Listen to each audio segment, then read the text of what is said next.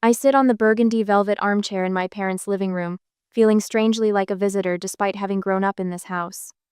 The silver picture frame on the mantel catches my eye. Grandpa Wallace with his arm around me at my college graduation, his weathered face beaming with genuine pride while my parents stand stiffly beside us. "More tea, Vesper?" Mom asks, her voice unnaturally bright as she hovers near the antique serving cart. "No thank you." I smooth the front of my cream wool dress. A deliberate choice this morning, understated. Professional.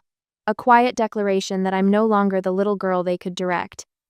Dad clears his throat from his position by the fireplace, one hand resting on the ornate mantel as if claiming territory. He exchanges a look with Mom, quick but loaded with unspoken communication. I've seen that look before, usually right before bad news. Across from me, Caleb fidgets with his watch strap, his fingers tapping a nervous rhythm against his knee. His eyes dart repeatedly to the thick blue folder centered on the mahogany coffee table between us. A single bead of sweat trickles down his temple despite the mild October chill. "Shall we get started?" Dad says, not really asking. He settles into his leather chair with the authority of a judge taking the bench. "We've called this family meeting for an important discussion about Grandpa's estate." The word estate hangs in the air. 3 months since Grandpa Wallace passed, and this is the first time they've wanted to talk about it. Mom perches on the sofa edge, hands clasped in her lap. "Family has always been everything to us, Vesper," she begins, her voice taking on that rehearsed quality I recognize from her charity function speeches. In times like these, unity and shared responsibility become paramount. I notice the new diamond tennis bracelet glinting on her wrist. Curious timing for such an acquisition during what they've described as financial strain. "The thing is," Caleb interjects, voice cracking, "I'm in trouble. Serious trouble." "What kind of trouble?" I ask, keeping my voice level. He runs his hands through his hair. "I owe some people money. Gambling debts. $390,000. The number lands like a brick, not a round number, specific, calculated, real. "These aren't casino people," he continues, eyes downcast. "They're not exactly patient about repayment." Dad slides the blue folder toward me. "We've created a solution. A new family-managed trust. It would consolidate Grandpa's assets temporarily, just until we get Caleb clear of this situation." My hand doesn't move toward the folder. Instead, I'm suddenly transported back to Grandpa's study, 11 years old, learning chess on the inlaid wooden board that had belonged to his father. "Always think 3 moves ahead, Vesper," he'd said, his blue eyes twinkling as I contemplated my knight. In chess, as in life, the obvious move isn't always the wisest. I study their faces now, Dad's forced confidence, Mom's practiced concern, Caleb's desperate hope. I see the trap they're laying, recognize the manipulation as clearly as if they'd drawn me a map. "I'll need time to review these documents," I say, my calm voice belying the alarm bells clanging inside me. Dad frowns. "There isn't much time, Vesper. These people aren't exactly giving Caleb a comfortable deadline. We've already spoken with the family attorney." Mom adds, rising suddenly, "I made your favorite teach-em-a-meal with honey." She returns with a delicate porcelain cup I've never particularly cared for. Caleb leans forward. "They threatened me, Vez. Said they know where I live, where I go. One of them mentioned how nice our parents' neighborhood is." His voice breaks. "I don't know what they might do." I take the folder but don't open it. "Exactly how would this new trust work?" "Simple restructuring," Dad replies too quickly. "Just temporary control under the family name instead of being divided. For protection." 30 minutes, I say, standing up. "I need to make a quick call first." "Who could you possibly need to call right now?" Mom asks, her pleasant mask slipping. "My financial advisor." I lie smoothly. "I want his perspective on the tax implications." Dad's jaw tightens. "This is a family matter, Vesper." "Exactly. And I want to make sure I'm making the right decision for our family." I walk with measured steps toward Grandpa's study, feeling their eyes on my back. Once inside, I close the heavy oak door and lean against it, allowing myself one deep, steadying breath. The study remains exactly as he left it, leather-bound books lining the walls, the faint scent of pipe tobacco still lingering after all these months. I move to his desk, my fingers tracing the worn edge where he sat for countless hours. I pull out my phone and type a quick text to Gloria. "They're making their move." The response comes almost immediately. "Trust is secure. Proceed as planned." A wave of cool relief washes over me. I tuck my slim portfolio under my arm, the one containing every document Gloria and I prepared over the last 3 months. I touch Grandpa's chest set briefly, grateful for the foresight he taught me. I straighten my shoulders and return to the living room, where my family waits with thinly veiled impatience, completely unaware that I've been anticipating this ambush since the day of the funeral. And I'm already 3 moves ahead. 3 months ago, I stood in the back garden of my childhood home, watching mourners drift across the manicured lawn. The black dress I'd chosen felt too tight around my throat, though the seamstress had assured me the neckline was perfect. Through the study window, I caught a flash of movement. Caleb, hunched over Grandpa's antique desk, sliding something into his jacket pocket. Not grief-stricken. Purposeful. I slipped away from a cluster of distant relatives, their platitudes about better places and long lives well lived, evaporating behind me. Inside the cool darkness of the house, voices carried from the kitchen. Accessing those Vermont properties should be straightforward, Dad said. Wallace always kept immaculate records. Mom's voice dropped to a whisper. Douglas, not today. People might hear. 3 weeks, Miriam. We need to move within 3 weeks while everyone still expects us to be sorting his affairs. The lakeside cabin alone could clear most of our debt. I froze, my hand on the banister. Not the grief of loss, but the calculation of gain. The quiet click of numbers being tallied while Grandpa's body was barely cold. My phone buzzed in my clutch. A text from work offering condolences. I stared at the screen, remembering Grandpa's last words to me, his hand gripping mine with surprising strength as monitors beeped around us. Protect what matters, Vesper. Not everyone understands value. At the time, I thought he meant his collection of vintage mechanical instruments, his passion since retiring from watchmaking. Now, clarity washed over me like ice water. He knew. He had always known. 2 days later, I sat across from Gloria Martinez at a corner table in Cabot and Sons Coffee House, far from my parents' social circle. Gloria's charcoal suit and direct gaze spoke of competence without the pretension that characterized my parents' legal team. So, you suspect your family will attempt to liquidate your grandfather's estate quickly? She tapped her pen against her leather portfolio. No flashy accessories, just a simple gold band on her right hand. I don't suspect. I know. I slid my phone across the table, the recording of my parents' kitchen conversation playing softly between us. Gloria's eyebrows rose slightly, but her expression remained composed. She stopped the recording. I've seen this before, she said, her voice matter-of-fact rather than sympathetic. Adult children who view inheritance as entitlement rather than stewardship. Let's act now. Within a week, we created the irrevocable Wallace Greystone Legacy Trust. I signed document after document in Gloria's downtown office, the scratch of my pen on thick paper oddly satisfying. The Vermont farmhouse where Grandpa taught me to garden went into the trust first. Then the lakeside cabin where he'd written his memoirs each summer. Investment portfolios. His mechanical instruments collection, with each piece photographed and cataloged. The pocket watch, I reminded Gloria. The 1908 Waltham. It needs specific protection.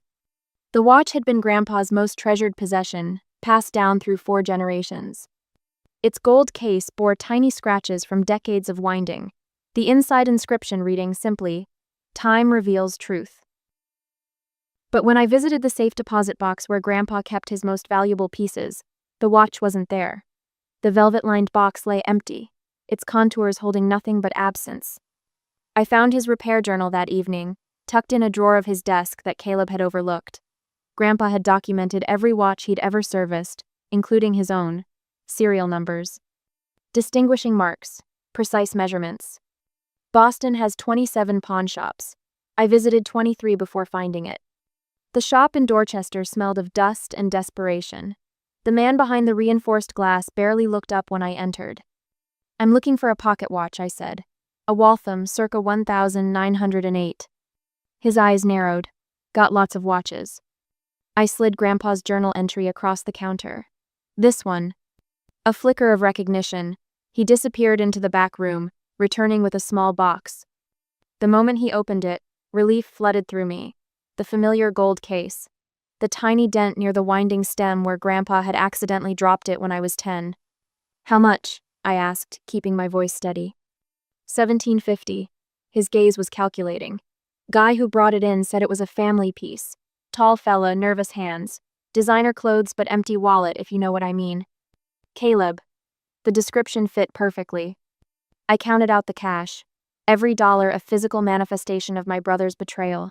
Not just of me, but of Grandpa. Of legacy itself. The watch felt heavy in my palm, its gentle ticking a counterpoint to my racing heart. I'd paid $1,750 to recover what was already mine. What should never have left Grandpa's possession. That night, I held the watch against my chest. Its steady rhythm, a reminder of the man who had taught me that time reveals all truths, if you're patient enough to wait for them. And that sometimes, you can't afford to wait at all. At the present, the bronze bell above the cafe door announces my arrival with a gentle ring. Neil Chambers sits alone at the corner table, fingers fidgeting with a napkin that's been folded into geometric patterns. He rises halfway from his chair when he spots me, then sinks back down like a deflating balloon.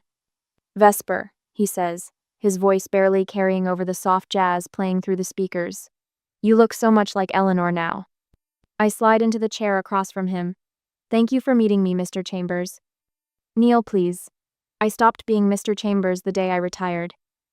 He pushes his untouched coffee mug in small circles. 3 years working for someone doesn't compare to 35 with your grandfather. The waitress appears, and I order black coffee. When she leaves, I place a slim manila folder on the table. "I've been reviewing Grandpa's financial records," I say, keeping my voice neutral, despite the questions burning inside me. "There are some inconsistencies I'm hoping you might clarify."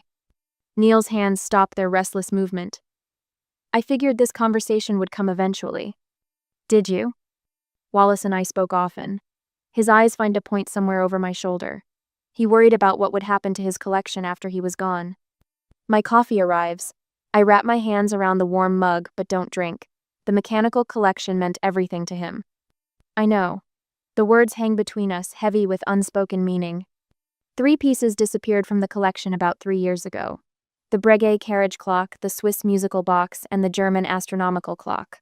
I tap the folder. Grandpa's insurance inventory lists them as damaged by water in storage. Neil's shoulders curve forward.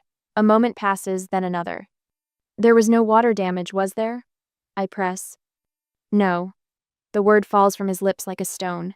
"Your parents sold them." Though I'd suspected it, the confirmation strikes like a physical blow. I set my coffee down before my shaking hands can betray me. "Wallace was devastated about those pieces," Neil continues, his voice growing firmer. "He loved showing them to visitors. When your parents told him about the supposed water damage, he mourned those pieces for weeks. Called me late at night talking about how he should have kept them at the farmhouse." $75,000. Neil finally meets my eyes. That's what they got for all 3 pieces. Caleb had gambling debts even back then. Smaller, but still significant. I remember that summer vividly. Grandpa had seemed unusually withdrawn during my visits. He'd walk to the display cabinet in his study, open it, then close it again with a sigh that seemed to carry the weight of his 84 years. "Did he ever suspect?" I ask. "I think part of him did. But Wallace couldn't bear to believe his own daughter would." Neil trails off, his weathered face pained. "Your mother was the one who orchestrated it." Douglas went along as he always does. "And you never told him?" "I was his accountant, not his confidant." Neil's voice hardens with self-reproach. "I told myself it wasn't my place. Maybe I was just a coward." I think of Grandpa, grieving pieces that weren't destroyed but sold behind his back. My hands curl into fists beneath the table. "I should have said something," Neil admits. "By the time I worked up the courage, his health was declining, and I convinced myself it would only cause him more pain. So why tell me now?" Neil pulls a folded sheet from his jacket pocket and slides it across the table. "Because Wallace asked me to watch out for you. 3 months before he passed, he made me promise that if anyone ever tried to access his estate in ways that seemed unusual, I would help you understand what you were dealing with." I unfold the paper. It's a handwritten letter in Grandpa's distinctive script, authorizing Neil to share any financial information with me if necessary. At the bottom, a personal note. "Vesper has always seen clearly. She'll need the truth." "Thank you," I say, tucking the letter into my folder. "There's more," Neil says. "Smaller items that disappeared over the years. I've documented everything I could verify. He produces a thin flash drive. Bank transfers, appraisal certificates, dates, it's all there. For the next hour, Neil outlines the systematic plundering of my grandfather's collection. Each revelation stokes the quiet fury building inside me. Not grief, not shock, but a cold, clarifying anger that sharpens my thoughts to a fine point. Back in my car, I call Gloria. They've been selling pieces of his collection for years, I tell her, using the money to bail out Caleb. Does this change our approach? She asks. No, it confirms it. I start the engine. I need you to help me document everything. Irrefutable evidence of their actions, organized chronologically. I'll clear my schedule. For the next 2 weeks, I become a financial archaeologist, excavating the truth layer by layer. Gloria and I assemble a comprehensive record of the betrayal. Each stolen item, each forged signature, each manipulated conversation, all meticulously cataloged in a slim leather portfolio. The day of reckoning arrives faster than expected. When I return to my parents' living room after my strategic retreat to Grandpa's study, I find them exactly as I left them, Douglas standing imperiously by the fireplace, Miriam perched on the edge of the sofa, Caleb slouched in defeat. Have you made your decision? My father asks, impatience crackling through his practiced composure. I place my leather portfolio on the coffee table beside their blue folder. Before I consider your proposal, I say, my voice steady as a heartbeat, I have something to share. With deliberate movements, I open my portfolio and begin laying out documents one by one.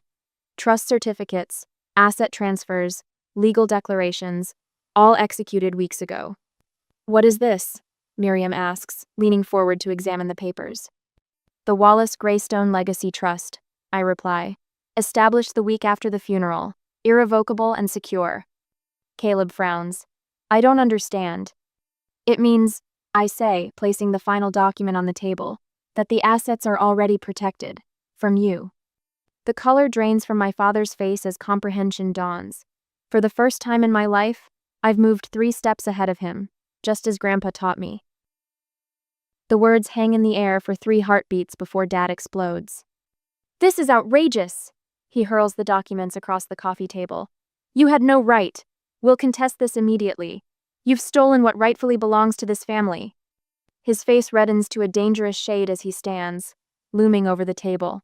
Mom dissolves into tears, her shoulders shaking as she buries her face in her hands. How could you do this to us? She sobs. Your own family. Caleb sits frozen, mouth slightly open, looking like a child who's just been told Santa isn't real. But what about my situation? These people will hurt me, Vesper. They'll hurt all of us. I remain seated, hands folded in my lap. The storm rages around me, but I've anchored myself to something stronger than their fury. Truth. Your gambling debts are not my responsibility, Caleb. My voice stays level despite the chaos. Nor are they Grandpa's. You ungrateful little, Dad starts, but I cut him off. Please sit down, Dad. Something in my tone makes him hesitate. He sinks back into his chair, still glaring. I reach into my portfolio again and remove a small envelope. From it, I produce a pawn ticket and place it gently on the table. This is from Harmon's pawn shop in Dorchester. I found it 3 weeks after Grandpa's funeral. I look directly at Caleb. They had Grandpa's 1908 pocket watch. The shopkeeper described you perfectly. Caleb's face crumples. I was going to buy it back, I swear. With what money? The same money you're now claiming to need for these mysterious gambling debts? I shake my head. I paid $1,750 to recover it. A family heirloom that's been in our family for 4 generations. Mom's crying stops abruptly. Caleb, you didn't. But his guilty face tells her everything. I continue, removing another document. I also spoke with Neil Chambers last month. Dad's head snaps up at the name of their former accountant. Neil had quite a story to tell about the mechanical collection that was supposedly damaged in storage 3 years ago. I glance around the room, taking in their stricken expressions. Grandpa mourned those pieces for months. But they weren't damaged, were they? They were sold. For $75,000. That's a lie, Dad sputters, but his eyes betray him. Neil kept records of everything. The sale, the wire transfer to an offshore account, and the subsequent cash withdrawals that coincidentally matched Caleb's previous gambling debt. "You've been spying on us," Mom accuses, her voice brittle with indignation. "I've been uncovering the truth." I lean forward. "I know everything. Every lie, every theft." Dad straightens, attempting to regain control. "We'll contest this trust. You can't just—" "Please do." I gather my documents with deliberate slowness. Discovery will be fascinating. Financial fraud, elder exploitation, tax evasion. The court records would be public, of course. The threat lands exactly as intended. Dad's mouth opens, then closes. Mom's hand flies to her throat. "You wouldn't," she whispers. "I'm not the one who stole from a dying man," I answer softly. "I'm not the one who planned to use his life's work to bail out a gambling addict. Again." Caleb flinches as if struck. I stand, tucking my portfolio under my arm. The room feels smaller now, compressed by decades of lies finally exposed to light. "Grandpa deserved better," I say, looking at each of them in turn. "He trusted you." I walk to the door, my footsteps echoing on the hardwood floor. No one speaks. No one moves. They remain frozen in the wreckage of their collapsed scheme. As I close the door behind me, I feel the weight of inheritance, not of money or property, but of truth and principle. It's heavier than I expected, but I stand straighter beneath it. Grandpa would be proud. 3 days later, the cream-colored business card sits on Mom's kitchen table, its embossed lettering catching the morning light. Alan Prescott, family law, and estate litigation. Mom traces her finger along the edge, avoiding my gaze through the bay window where I watch, unnoticed from the garden path. I hadn't planned to visit today. The certified letter I'd prepared sits in my briefcase, ready for tomorrow's mail. But something pulled me here, intuition, perhaps. Or simply the quiet voice of Grandpa Wallace reminding me to verify before trusting. Mom disappears into the study with the cordless phone. I slip away before she returns, the garden gate closing without a sound. Later, they've contacted Prescott. I tell Gloria over coffee that afternoon. The Boston Legal Center buzzes with activity around us, but Gloria's corner office provides a sanctuary of calm, the downtown traffic, a distant hum beyond double-paned windows. Gloria nods, tapping her pen against her yellow legal pad. Not surprising. What matters is what Prescott tells them. Will he see through the trust? Impossible. Gloria slides a document across her mahogany desk. The Wallace Greystone Legacy Trust is airtight, irrevocable. Even the best attorneys in Boston wouldn't attempt litigation. I scan the document, a summary of potential legal challenges. Each paragraph ends with the same conclusion: futile. The real danger, Gloria continues, leaning forward, her voice dropping, is if Prescott realizes what they did before the trust was established: the pocket watch, the mechanical collection, the documented pattern of theft. I finish. The word hangs between us, heavy with implications. Criminal exposure, Gloria clarifies, her tone gentle but unflinching. Your brother pawned a family heirloom. Your parents sold assets that weren't theirs to sell. Prescott will advise them to walk away before these facts emerge in discovery. My phone vibrates for the 3rd time this hour. Caleb, again. I silence it without looking. They won't stop, I say. They will when they understand there's no alternative. The next morning, my doorman hands me a thick envelope. Dad's handwriting, the expensive stationery he reserves for important correspondence. Inside, photocopies of trust documents, outdated ones from Grandpa's original estate plan, not the new trust we established. His note scribbled in the margin: "We need access to correct this administrative error." I shredded in my office. By noon, Caleb has called 7 times and left 3 voicemails. I listened to the last one during lunch. "Vez, please." His voice cracks, the familiar pattern of manipulation. "These guys came to my apartment last night. Just stood in the hallway watching. They know about Mom and Dad now. They mentioned the Vermont property. Please, I'm scared." I forward the recording to Gloria, adding it to our documentation file. Mom tries next, her approach more subtle. The email arrives at 3:17 p.m. "Darling, I understand you're upset with us. Families sometimes make mistakes out of love. Your father is having chest pains from the stress. The doctor mentioned possible cardiac involvement. Could we please meet, just you and me? No documents, no decisions, just mother and daughter." My finger hovers over the reply button before I close the email. The manipulation feels almost elegant, their careful word choices, the strategic mention of Dad's health. I wonder briefly if his chest pains are real or simply another tactic. That evening, I sit at my desk overlooking Boston Harbor, the lights of the financial district reflecting on the dark water. My calculator and legal pad lay before me, figures carefully arranged. $48,000 for Caleb's 90-day rehabilitation program at Lakeside Recovery, the most respected gambling addiction center in New England.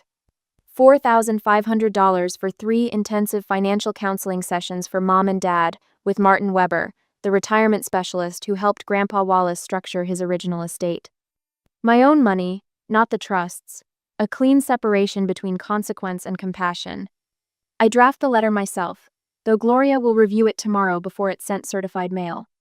This offer represents the extent of my personal financial support. The trust assets remain protected and unavailable. Full participation in these programs is required. Zero compliance equals zero support. This offer expires in 7 days. I sign my name, the pen pressing firmly against the paper. Not an olive branch exactly, more like a life preserver thrown with clear instructions: grab it properly or drown. 3 days later, Gloria calls. They held a family meeting last night, she says. Without you, obviously. How do you know? Prescott called me this morning. Professional courtesy. There's a pause, the sound of papers shuffling. He advised them to accept your terms. And? They've agreed. Her voice softens. He also advised them to drop any thought of challenging the trust, explain the potential exposure they face if they pursue litigation. I close my eyes, picturing them around the dining room table. Dad's frustrated pacing, Mom's calculated tears, Caleb's desperate pleading. The gradual realization that their options have vanished. Is it over? I ask. The battle for the assets? Yes. Gloria hesitates. The family fallout? That's just the beginning. I hang up and walk to the window of my apartment, watching an elderly couple stroll along the harbor walkway, their hands clasped together. The woman leans slightly against the man's shoulder, their pace unhurried, synchronized after decades of walking side by side. Something tightens in my chest, not regret, exactly, but acknowledgement of the cost. Protection requires distance. Justice demands boundaries. I touch the pocket watch in my cardigan pocket, feeling its steady rhythm against my fingertips. Some legacies are worth preserving, even when the price is family peace. The Boston skyline glitters beyond my office window as I slide the last quarterly report into its folder. 1 year since that confrontation in my parents' living room, and the weight has finally lifted from my shoulders. The trust is secure, Grandpa's legacy protected, and my career has taken an unexpected turn toward prominence in the industry. Miss Whitaker? My assistant appears in the doorway. The Wallace Greystone Legacy Grant Committee is online too.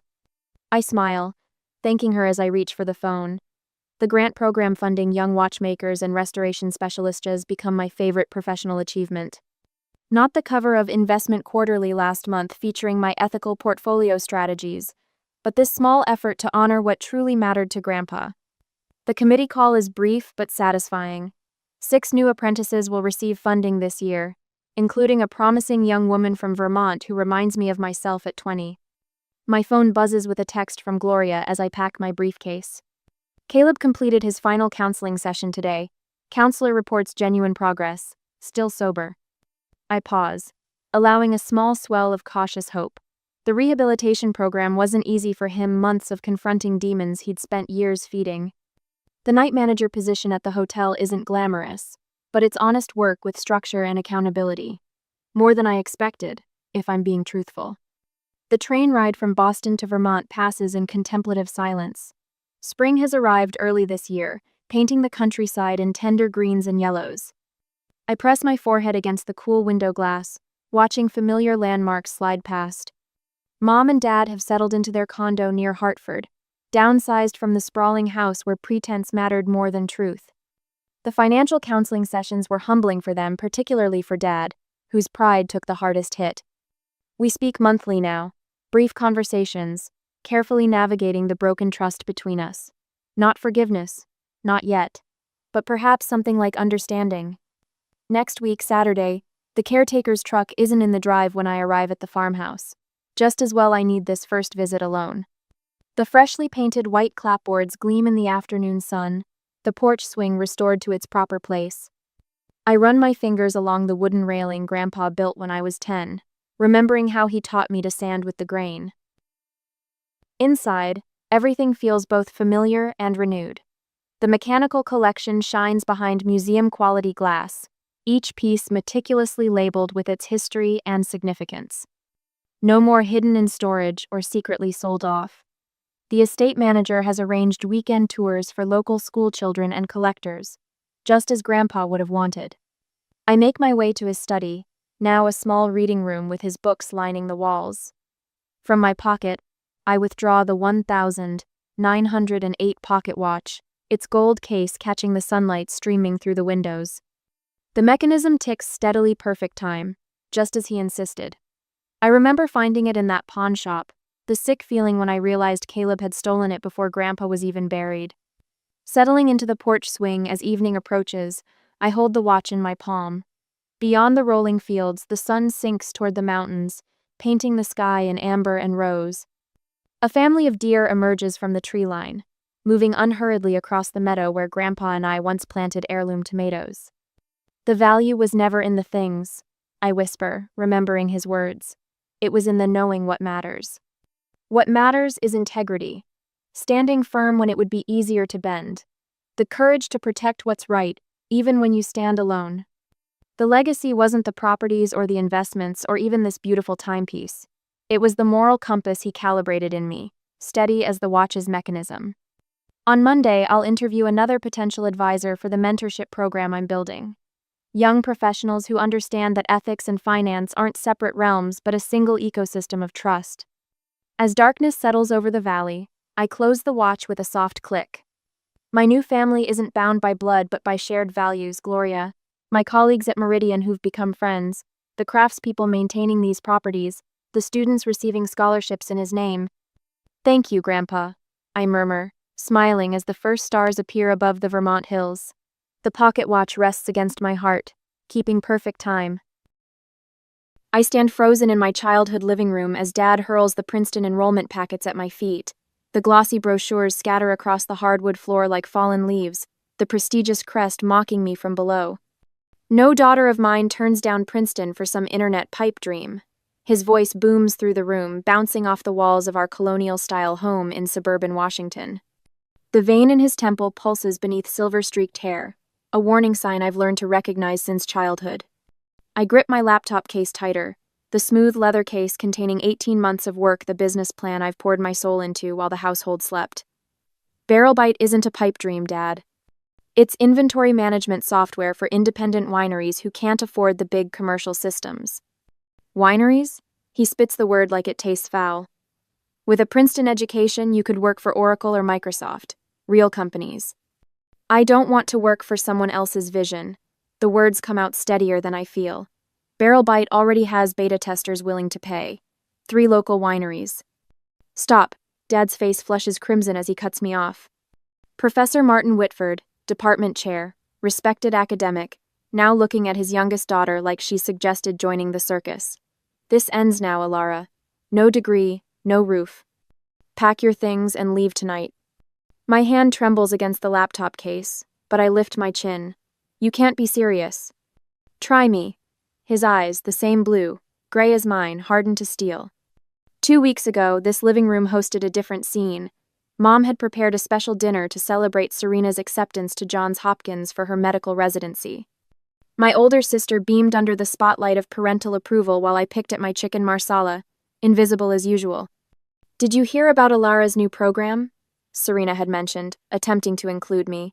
She built something that tracks wine inventory and production schedules. Dad barely glanced up from cutting his meat. Hobby skills don't build careers, degrees do. He pointed his fork toward Serena. Your sister understands that. 6 years of higher education, and now the best medical program in the country. The software actually works really well, I offered quietly. Westridge Vineyards has been using it for their barrel rotation tracking. Mom patted my hand with the distracted air she reserved for children's art projects. Maybe after a few years of college you could revisit your little computer project, sweetie. That night, I stayed up until 3, fine-tuning my business projections while the rest of the family slept. By morning, I had decided Princeton could wait. My acceptance wouldn't expire, but market opportunities would. Now Mom steps between us, her principal voice activated. "Martin, please, let's discuss this rationally." "There's nothing to discuss." Dad turns away, dismissing me. Mom tries a gentler approach, touching my arm. "Your father just wants what's best for you, Alara. We all do." Serena appears in the doorway, her expression pained. "Maybe there's a compromise? You could attend Princeton and work on the business part-time." I straighten my shoulders, something shifting inside me. The room suddenly seems smaller, as if I've grown beyond its walls. I don't need 4 years and $200,000 in debt to start something I can launch now. For the first time, I hear the strength in my own voice. My eyes meet theirs directly instead of dropping in deference. Mom takes a small step back. This fantasy ends tonight. Dad snatches my business plan from the coffee table where I'd foolishly left it, ripping the bound document in half with a single violent motion. The sound of tearing paper cuts through me like a knife. Mom's gaze darts to the window. What will the neighbors think? The Hendersons' daughter just graduated magna cum laude from Wellesley. Serena watches from the doorway, silent now. The family peacemaker, unwilling to challenge the hierarchy that places her at the top. The rain has started when I carry the last box to my car, a 10-year-old Honda Civic bought with waitressing tips. Through the downpour, I can see the curtains drawn in every window of the house. No one watches me leave. I place my laptop carefully on the passenger seat, the only possession that really matters now. The engine sputters before catching, and I pull away from the only home I've known, windshield wipers beating a rhythm that sounds strangely like freedom. 3 days later, I stare at my bank account balance on the cracked screen of my laptop. $1,243.17. The sum glows like a countdown clock in my dim Tacoma studio apartment, 500 square feet of independence that suddenly feels more like a trap than freedom. The walls, a shade of beige that couldn't commit to any actual color, seem to press closer with each passing day. The notification appears in my email with clinical precision. Your health insurance coverage has been terminated. My parents didn't even wait a full week. Below it, another notice announces the cancellation of my cell phone plan. I switch to text messages where Serena's name appears, a reminder of the family I left behind. "They've forbidden me from helping you financially," her message reads. "I'm sorry, I tried to talk to them." My finger hovers over the keyboard before I close the window without responding. What could I say? That I understand her choosing our parents over me? That I forgive her for standing in the doorway while Dad tore my business plan in half? The wall calendar catches my eye, a free promotional item from the bank that rejected my student account application because I wasn't actually a student. Red X mark / through birthdays, holidays, and family gatherings. Thanksgiving, Christmas, Mom's birthday in February. Visual confirmation of what I already know. I'm completely on my own at 19, with no safety net beneath this high-wire act. My phone buzzes. Mr. Harlow, my high school computer science teacher, confirming our meeting at the coffee shop downtown. The man who recognized my talent when my family saw only rebellion. The one who promised to connect me with a potential angel investor who funded one of his former students. A lifeline. 2 hours later, I watch Mr. Harlow's Adam's apple bob as he struggles to meet my eyes across a wobbly cafe table. His coffee remains untouched, a thin skin forming on its surface. "Your father called me yesterday," he says, voice pitched lower than necessary in the nearly empty shop. "He made it clear that helping you would jeopardize the school's technology funding." My stomach drops. "He threatened the school funding if you helped me?" Mr. Harlow adjusts his glasses. "The school board and your father's department have a long-standing partnership. It's complicated." "It's not complicated," I say, the words coming out sharper than intended. "It's sabotage." He pushes his chair back slightly. "I'm sorry, Alara. I truly believe in your potential, but not enough to risk anything for it." I close my laptop with a snap that makes him flinch. The betrayals continue like dominoes falling. A text from my college friend Devin. "Can't make it Saturday. My dad golfs with your dad." It's complicated. A formal email from Cascade Community Bank denying my small business loan application. Insufficient collateral or income history. Each rejection carries the invisible fingerprints of Professor Martin Whitford. department chair and father who would rather destroy his daughter's dream than see her succeed on terms other than his. The universe delivers its own blow on a rainy Tuesday. A pickup truck rear-ends my Honda at a stoplight, crumpling the back bumper and shattering a taillight. The repair estimate $1,200 might as well be $1 million. The police officer who takes the report glances at my address and driver's license, noting my age.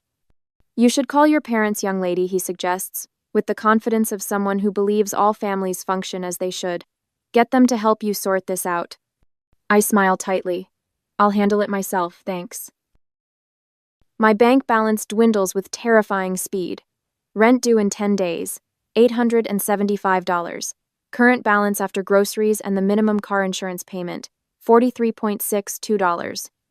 Not enough for even the cheapest repair option, certainly not enough for next month's existence. My diet narrows to what stretches furthest. Oatmeal in the morning, lentils in the evening. The apartment's heating system coughs to life sporadically, a preview of the coming winter when the temperature will drop below freezing. I work on barrel bite code until my eyes burn, fighting against bugs I can't solve alone, each error message a reminder of my isolation. Job applications vanish into the digital void, each one stamped with the invisible mark of insufficiency. No degree, no experience. The paradox of needing experience to get experience tightens like a noose. Former classmates post pictures from college parties, classes, and study groups moving forward on the approved path while I huddle in my cold apartment watching the world advance without me. Then, like a match struck in darkness, a small miracle arrives. Westridge Vineyards confirms they'll continue using my beta version. Better yet, they'll pay the $125 monthly fee I'd tentatively suggested. A second winery, Sunshine Slopes, signs on the same week after a tour of the software's inventory tracking capabilities. The first business check arrives on a Thursday, exactly when I'm contemplating the unthinkable, calling home, admitting defeat, accepting their terms. The paper feels unexpectedly substantial in my hands, official in a way that validates everything I've sacrificed. $250. Not enough to save me, but enough to remind me why I'm fighting. I place the check on my folding table, studying it under the apartment's harsh fluorescent light. With winter approaching and my car effectively dead, this rate of growth can't sustain me. The math is merciless. 2 clients at $125 monthly equals $3,000 annually. My rent alone is $10,500 per year. As I hold that first check, I wonder if I should swallow my pride and call home, accepting their terms to make life easier. Or is this small validation proof I should double down on my own path, even if it means more months of struggle? The oatmeal is getting old, but their conditions would taste far more bitter. The check sits on my table, both answer and question, while the winter rain beats against my single window. Next week, the Washington Herald lands on my doorstep with a thud. I wouldn't have subscribed, but Emma next door shares her copy, sliding it under my door each morning with a yellow sticky note. Thought you might want to see this. Today's note has an exclamation point. I unfold the newspaper to find my family smiling from the local section. Academic excellence in the Whitford family stretches across the top, with a photo of Dad, Mom, and Serena posed in front of the university library. All our children have always valued education above all else. Dad states in the second paragraph, his tweed jacket and tortoiseshell glasses projecting intellectual authority. My phone buzzes with notifications. 3 hometown friends have tagged me on social media. Saw your family in the paper. Taking a gap year? The alumni newsletter Mom still receives at home, she forwarded it with no comment, lists me as taking a gap year, rather than acknowledging barrel bite. I drop the paper into the recycling bin but can't escape my father's voice streaming from the kitchen radio. The most valuable gift we can give our children is guidance towards sensible career paths. My tiny apartment falls silent when the electricity cuts out mid-broadcast. The laptop battery indicator shows 18%, hardly enough to finish debugging the inventory tracking module. 36 hours without power, according to the utility company. Non-payment disconnection. The rain falls in sheets as I walk 3 miles to Java House, laptop hugged to my chest beneath a flimsy umbrella. The barista tray, according to his name tag, nods when I order my usual small coffee, refill once, for 7 hours at the back corner table near the outlet. Phone call for you, Alara. Mrs. Peterson says from her garden when I return home after dark. I borrow her ancient landline 3 times weekly for client calls. Yesterday, I discovered the free library coding forums, which might save the cost of tutorial subscriptions. My mattress now rests directly on the floor. The bed frame sold for $85 on Craigslist groceries for almost 2 weeks if I stick to oatmeal and lentils. The Honda sits abandoned behind the apartment complex, engine seized after a grinding metallic shriek. Bus schedules now line my pockets, highlighted and annotated with transfer points. You eating today, honey? The woman with salt and pepper curls watches me from behind the refreshment table at the Chamber of Commerce mixer. I hadn't planned to attend, but the flyer promised free appetizers and potential client connections. Her eyes travel to my collarbones, visible beneath my only button-up shirt. I'm Denise, she says, sliding an extra plate toward me. The caterers always bring too much. Before I can respond, she's piling tiny sandwiches and fruit skewers on the plate. Take some for tomorrow too, she whispers, wrapping several in napkins. The variety overwhelms cucumber with cream cheese, ham with mustard, chicken salad with grapes, flavors I haven't tasted in weeks. My eyes burn with unexpected tears as I whisper, thank you. Inventory software for wineries, huh? The woman examining my laptop screen wears a crisp white button-down and charcoal slacks, her silver bob cut with mathematical precision. Sabine Keller, according to the business card she handed me minutes ago. 20 years in SaaS development, former CTO of Logistics Now. Yes, BarrelBite tracks barrel rotation, inventory, and production schedules for independent wineries. I recite, the pitch polished from repetition. Sabine clicks through the interface, her expression impassive. You're solving the wrong problem for the wrong market. My spine stiffens. I've invested everything in this approach. And that's exactly the problem. She leans back, assessing me with cool gray eyes. Is your goal to prove your family wrong or to build something that works? The question hits like a slap. To build something that works, obviously. Really? Because independent wineries operate on razor-thin margins. They'll test your software, appreciate the elegance, then stick with their paper ledgers rather than pay monthly fees. She sips her sparkling water. Meanwhile, wine store chains have purchasing power and genuine pain points around inventory management. But I've been focused on production, not retail. That's called a pivot, Alara. The question isn't whether you're smart enough, it's whether you're flexible enough to succeed.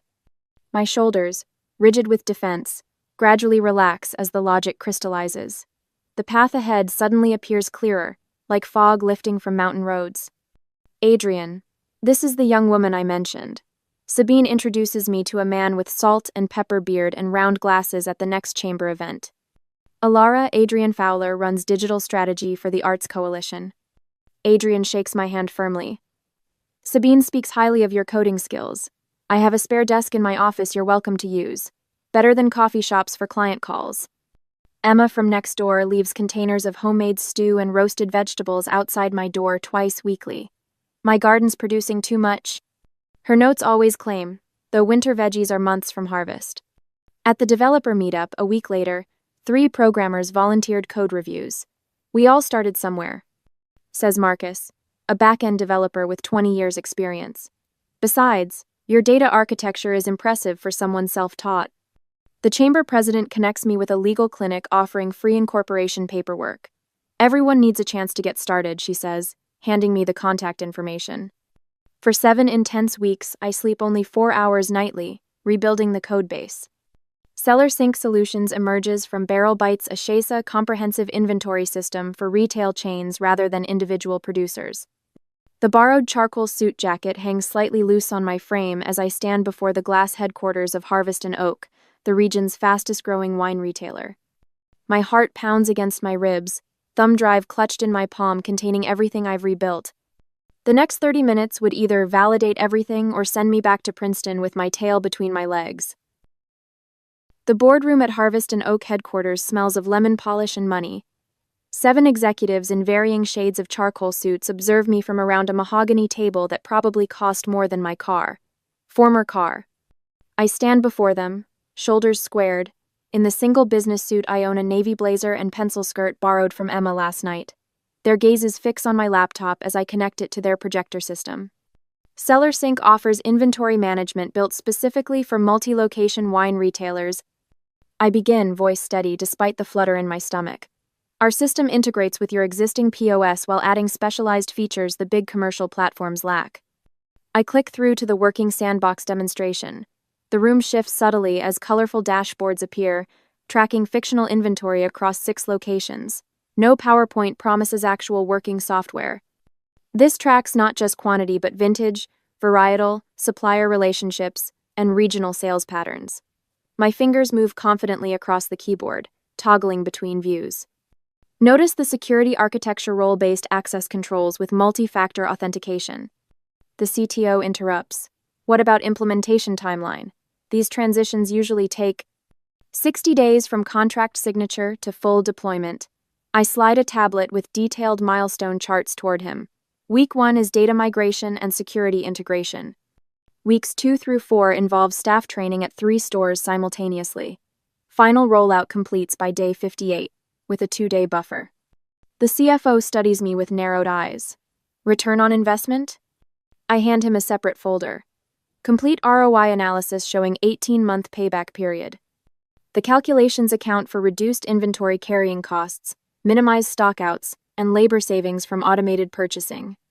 You look rather young to have this level of experience, the oldest executive states, leaning back with arms folded. I open a digital portfolio on the tablet. 12 wineries currently use our beta version. 3 retail shops have implemented custom versions. References included. No mention of Princeton, no emotional appeals, just business value, methodically presented. 20 minutes later, they thank me and promise to be in touch. I know better than to look hopeful. I simply thank them for their time, pack my laptop, and exit with my head high. 3 days pass. My phone rings while I'm debugging the mobile interface. Miss Whitford? This is Thomas Reynolds, procurement officer at Harvest and Oak. His voice carries the measured tone of someone withholding judgment. We've been checking your references. My stomach tightens. I'm glad to hear it. Including some in your hometown. A pause. I had an interesting conversation with a Professor Martin Whitford. Your father, I believe? The floor seems to tilt beneath me. Of course they would call home. Of course. He mentioned you're just taking a break from college. Reynolds continues. Seemed concerned about your commitment to long-term business relationships. I steady myself against Adrian's desk. Mr. Reynolds, did my other references comment on their satisfaction with our software? They did, actually. Quite enthusiastically. Another pause. The CEO was particularly impressed that despite what he called family interference, you maintained absolute professionalism. I hold my breath. We'd like to offer you a master service agreement. $510,000 for implementation and 3 years of support. That's $60,000 above your quote to ensure dedicated service. The room blurs momentarily. I press the phone tighter to my ear. The contract will arrive tomorrow for your review. I thank him with remarkable composure, end the call, and sink into Adrian's chair. For 5 minutes I stare at the ceiling, letting it wash over me. With the contract in my hand the next day, I face a moment of truth. Should I immediately call my parents to prove my success, showing them what they'd refuse to believe? Or would true independence mean building my life without seeking their validation at all? I text Adrian instead. Within an hour, he's reviewing the payment schedule, suggesting modifications that protect my cash flow. Ask for 40% upfront instead of 30%. He marks in red ink. You'll need it for hardware and new hires. Sabine arrives that evening, legal pad in hand. This intellectual property clause needs tightening, she points out. You're licensing the software, not selling it outright. The chamber president hosts a small celebration dinner at her home. To Alara's first major contract, she toasts, raising her glass. The first of many. Emma helps me tour apartments the following weekend. You need something closer to your new office, she insists, pointing to a modest but sunny one, bedroom with actual closet space. My developer friends volunteer a weekend coding sprint to prepare for the launch, fueled by pizza and the excitement of being part of something real. None of them mention my family. None of them say, I told you so. They focus entirely on what comes next. 3 weeks into implementation, Serena calls. I nearly drop my phone seeing her name on the screen. Alara, did you know you're in Wine Industry Weekly? Her voice sounds uncertain. There's an article about SellerSync Solutions. I set down my coffee. I didn't know they'd published it yet. Dad saw it too. A hesitation. He said it must be a different Alara Whitford. I almost laugh. There aren't many of us. The next day, a text from my mother appears. Hope you're eating properly. The local business journal emails requesting an interview about the hometown success story. The university that recruited me so aggressively now offers a speaking opportunity on entrepreneurship. Their certainty about my failure is beginning to crumble publicly, one headline at a time. I spot them the moment I pull into the driveway, my parents' familiar figures framed in the bay window of Serena's colonial revival, exactly like the one I grew up in. 3 years since the night Dad threw those Princeton packets at my feet. 3 years since rain pelted my shoulders as I loaded my life into a Honda Civic. Thanksgiving. The most American form of emotional hostage-taking. They're making an effort, Serena had insisted over the phone 3 weeks ago. Her voice carried the practiced neutrality of someone who'd spent a lifetime mediating family storms. Mom's been seeing specialists for her spine. The medical bills are substantial. I adjust my rearview mirror, catching my reflection. The gaunt college dropout is gone, replaced by someone with clear eyes and a straight spine. The CEO of SellerSync Solutions with 35 employees and offices in Seattle and Santa Rosa. The woman whose software now manages inventory for 62% of West Coast wine retailers. Dad's department is facing budget cuts, Serena had continued. His position isn't as secure as it once was. He wants to discuss your future plans. Translation. Now that you've succeeded despite us, we'd like a return on our genetic investment. The front door opens before I reach it. My sister balances a twin on each hip, their matching sweaters sporting embroidered turkeys. You look fantastic, she says, meaning I look expensive. My cashmere coat probably costs more than her monthly mortgage payment. Inside, the house smells of sage and tension. Mom rushes forward to embrace me, her perfume unchanged since my childhood. We've been following your success in the papers, she says, arms stiff around my shoulders. Pastor Williams called last Sunday, asking if you might speak to the youth group about entrepreneurship. He mentioned something about honoring thy father and mother being good business practice. Behind her, Dad stands with his hands in his pockets, silver hair combed impeccably. He looks smaller somehow, less mythic than the man who once tore my business plan in half. The prodigal returns, he says, offering a smile that doesn't reach his eyes. A family friend I barely recognize clasps my hand at the dinner table. Your parents say you're finally coming to your senses. Always knew you'd find your way back. I take a long sip of Winnie California Cabernet my company's software helped distribute. 2 hours in, between pumpkin pie and coffee, Dad clears his throat. The twins will need proper education funds. Serena and Tom can't possibly manage private school on a teacher's salary. My sister stares intently at her plate.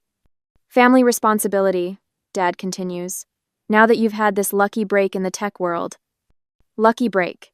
As if 2 years of sleeping on a floor and eating nothing but oatmeal and lentils was luck. As if 60-hour work weeks and rejected loan applications were luck. As if the Tech Foundry magazine that just called me the $45 million wine tech wonder was reporting on a lottery win. Mom touches my arm. Not all of us have tech salaries, dear. The mortgage has become quite burdensome with my medical treatments. The familiar pressure builds behind my ribs, the same sensation I felt when companies that rejected my job applications now tried to poach my employees. The same feeling I had giving a standing ovation keynote at the industry conference that once wouldn't even sell me a student ticket. I open my purse and remove a manila folder, placing it gently between the cranberry sauce and the gravy boat. These might interest you, I say, voice steady as I slide out 3 documents. This first one documents the educational grants from Sapphire Scholars Foundation that have been paying your mortgage for the past 7 months. The foundation is a subsidiary of my company's philanthropic arm. Dad's face reddens as he stares at the paperwork. Mom's hand freezes midway to her water glass. This second document is a consulting contract covering Mom's medical expenses $2,300 quarterly, retroactive to January. You've been cashing the checks, so I assumed you knew. Serena's eyes widen. Alara, I had no idea. And this is verification of the $501.3 that's been covering the twins' daycare expenses, $11,200 each annually. all properly structured, tax-compliant, and already in place. The silence stretches like taffy, sticky, and uncomfortable. I've been helping since I could, I continue, folding my napkin precisely. Not because you deserve it, but because I choose to be better than the example I was given. Dad snatches the papers, scanning them with narrowed eyes. These must be fake. Some publicity stunt. I stand, straightening my shoulders just as I did that night in our living room years ago. The support ends today. I'll have my CFO process the termination paperwork tomorrow. Rain taps against the windows as I walk to my car, echoing that night long ago. But this time, the rhythm sounds like applause rather than sorrow. Hours later, I pull into the circular driveway of a Gulf View villa in Naples, Florida. My realtor waves from the porch of the 4900 Square F Oot property, keys dangling from her fingers. Seller Sync's Gulf Coast headquarters opens next week, with 3 major distributor contracts pending that will push our valuation to $65.4 million. My phone buzzes with a text from Sabine. Did you tell them about the AI rollout and the IPO talks? I watch the waves crash against the shore beyond my new backyard as I type my reply. Some chapters of my story aren't for everyone to read. A year later, I raise my glass as sunset flames dance across the Gulf waters, turning my backyard into a canvas of amber and gold. Around the long teak table, 20 faces turn toward Memi team, my chosen family, their conversations fading to attentive silence. To Beth Wilson, I announce, nodding toward the young woman at the far end of the table. Her fingers twist nervously in her lap, cheeks flushed with a mixture of pride and disbelief. The first recipient of the ForgeWave grant for founders without degrees. Applause ripples around the table as I continue. $200,000 to develop soil sensor technology for small farms that can't afford the big commercial systems. The words echo my own pitch from 7 years ago, though I now stand on a limestone patio in Naples instead of a living room in Washington where Princeton brochures once scattered at my feet. When I started Seller Sync, someone told me I needed a degree to build something real. My gaze lingers on the sunset rather than the memories. Beth proves what I've always known: innovation doesn't wait for permission slips. Beth stands, her voice steady despite the tears gathering in her eyes. My parents wanted me to finish community college before pursuing this. They said hobby skills don't build careers. A ripple of knowing laughter passes through the group. Adrian catches my eye from across the table, his smile reflecting our shared history. Now you'll build something they can't ignore, I tell her. After dinner, I lead Beth through the glass doors into Seller Sync's Gulf Coast headquarters. Unlike the suffocating darkness of my childhood home, these spaces breathe with natural light even at dusk. Open floor plans, glass walls, and windows that frame the water rather than shutting out the world. This was once the dining room, I explain, showing her the dedicated desk space that will be hers for the 6-month incubation period. Now it's where our marketing team works. Beth runs her fingers along the polished surface of the conference table. You've built all this in 4 years? With help, I admit, something my younger self would have found impossible to acknowledge. The most valuable asset isn't funding, it's finding people who see what others miss. Later, when the guests have gone and only Adrian remains, we stand on the balcony watching stars replace the sunset. The early summer breeze carries the scent of jasmine from the garden below. Remember when you couldn't afford dinner? Adrian asks, handing me a glass of iced tea. Oatmeal for breakfast, lentils for dinner. I laugh. Now I have a chef on staff and I still sometimes forget to eat. My phone buzzes with Sabine's text. That kid reminds me of you, stubborn as hell. She'll go far. Adrian leans against the railing. You're changing lives, not just building software. I'm opening doors, I correct him, thinking of all the doors once closed to me. Not because anyone deserves a chance, but because everyone does.